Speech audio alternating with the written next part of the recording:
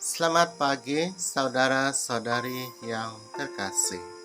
Kita bersama lagi dalam renungan santapan firman Tuhan hari ini Ahad 3 April 2022, Minggu Prapaskah kelima.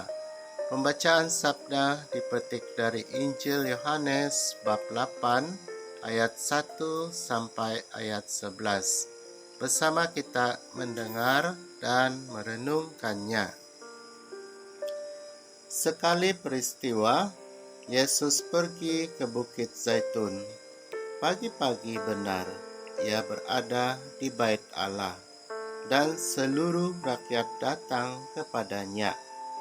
Ia duduk dan mengajar mereka. Maka ahli-ahli Taurat dan orang-orang Farisi membawa kepadanya seorang perempuan yang kedapatan berbuat zina. Mereka menempatkan perempuan itu di tengah-tengah, lalu berkata kepada Yesus, "Rabi, perempuan ini tertangkap basah ketika ia sedang berbuat zina.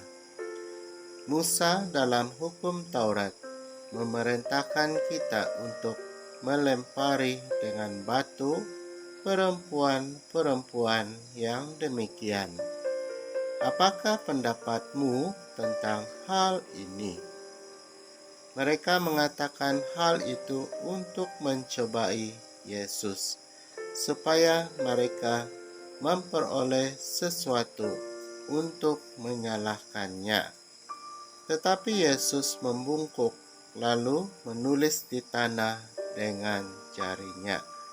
Dan ketika mereka terus-menerus bertanya kepadanya, ia pun bangkit berdiri lalu berkata kepada mereka, "Barang siapa di antara kamu tidak berdosa, hendaklah ia yang pertama melemparkan batu kepada perempuan ini." Lalu Yesus membungkuk lagi dan menulis di tanah. Tetapi setelah mendengar perkataan itu, pergilah mereka seorang demi seorang, mulai dari yang tertua. Akhirnya tinggallah Yesus seorang diri dengan perempuan itu yang tetap di tempatnya. Lalu Yesus bangkit berdiri dan berkata kepadanya, "Hai perempuan, di manakah mereka? Tidak adakah seorang yang menghukum engkau?" Jawab perempuan itu, "Tidak ada, Tuhan." Lalu kata Yesus, "Aku pun tidak menghukum engkau.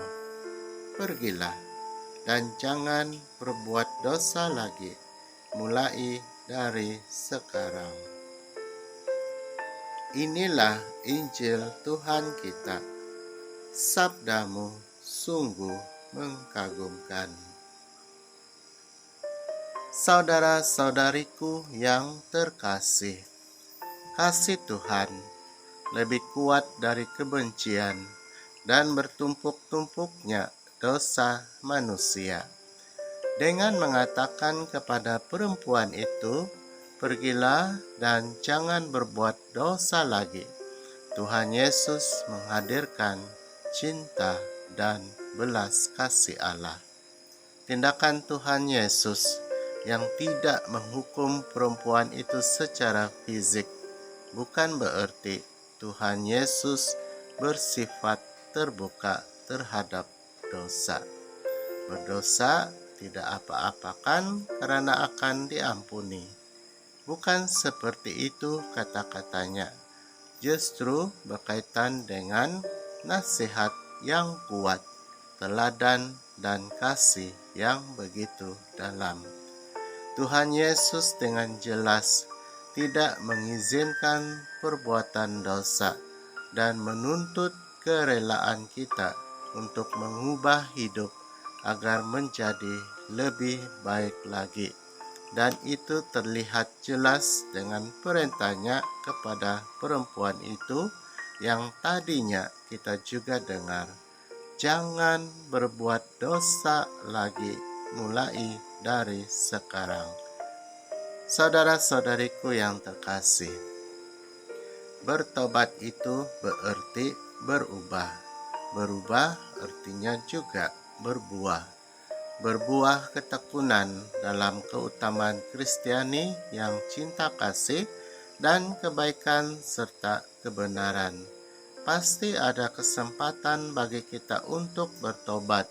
Bertobat artinya kita ingin mengembalikan semua nilai kerajaan Allah yang sempat hilang dalam diri kita masing-masing akibat ego kita, kesombongan, dan juga keangkuhan kita. Oleh karena itu, mari kita berani untuk membiasakan diri, memilih dan memperjuangkan hidup yang jujur, rendah hati, peka, budi bahasa yang santun, ramah, dan murah hati.